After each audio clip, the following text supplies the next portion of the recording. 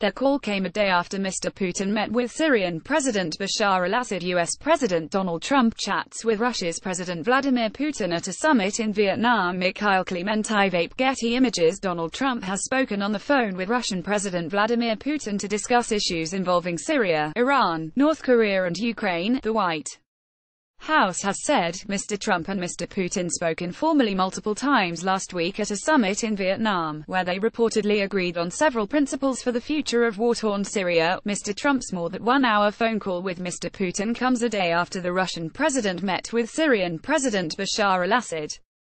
Mr. Putin hosted Mr. Assad at a Black Sea resort ahead of a summit later this week with Russia, Turkey and Iran. The Kremlin has said that Russia is trying to get Mr. Assad to agree to potential peace initiatives drafted by Russia, Iran and Turkey. Russia has been one of the Assad regime's chief allies in a 6-year civil war.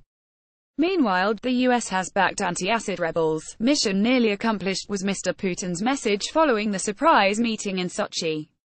We're still a long way off why defeating terrorism, the Russian president is ascribed as saying.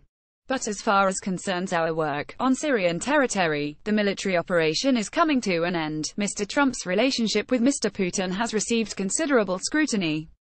The US president's campaign advisors are currently facing several investigations into whether they colluded with the Russian government.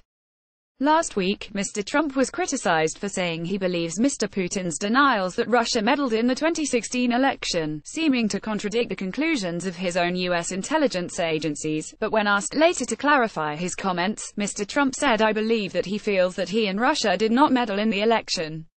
As to whether I believe it or not, I am with our agencies, especially as currently constituted with the leadership," Trump said during a joint press briefing in Hanoi, Vietnam.